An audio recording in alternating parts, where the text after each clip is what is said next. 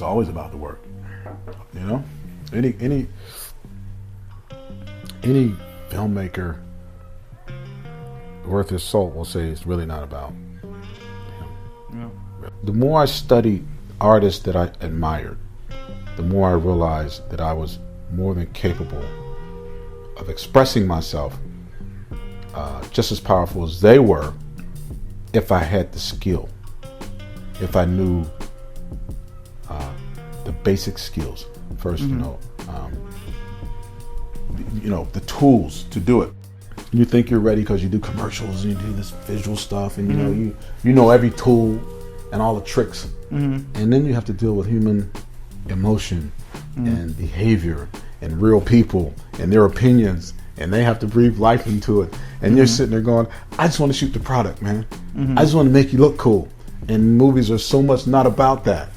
It's just not about that at all, and you discover that in your first movie because you fall into what you're comfortable in, which is, for me anyway, I did, which is visually.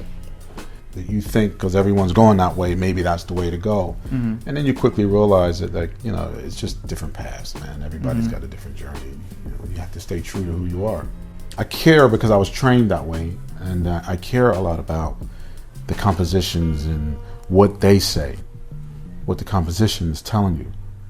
So I try not to let that be the main thing. In fact, I always remind myself that it's not about me.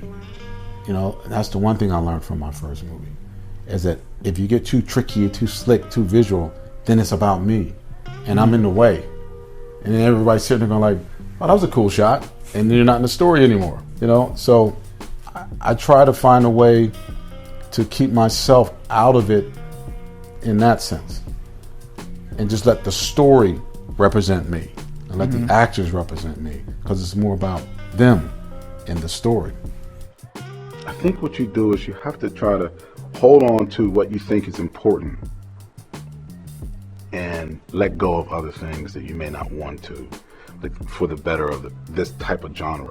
Because people do go to see, if they go after they see trailers and the way it's being sold, and they see the explosions and guys running with guns, they want to see that, and they want to get to it quick.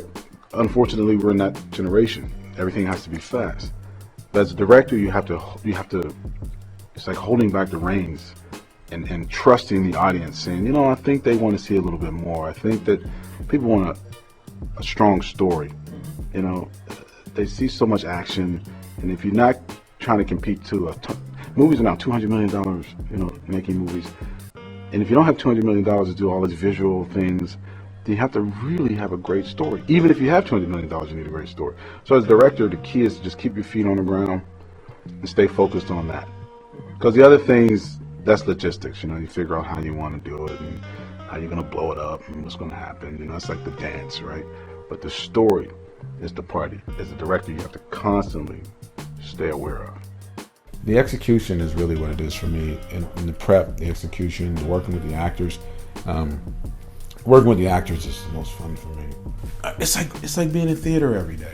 To be able to sit there, man, not in the directorship, but on an Apple box under the camera, man, and watch great actors work.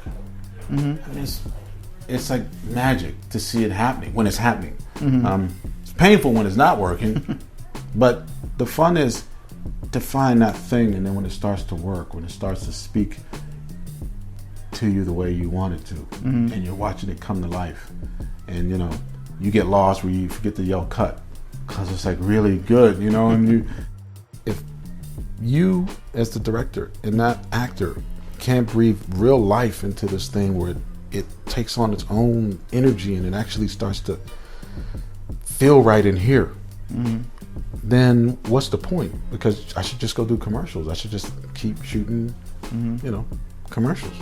The idea is to constantly explore and grow and learn and find your sweet spot, which I'm pretty clear about where I want to be and what I'm going to do. But at the same time,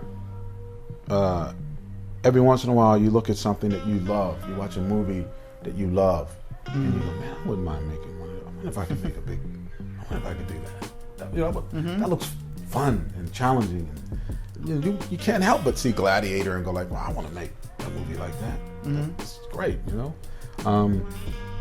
And sometimes it works, and sometimes it doesn't.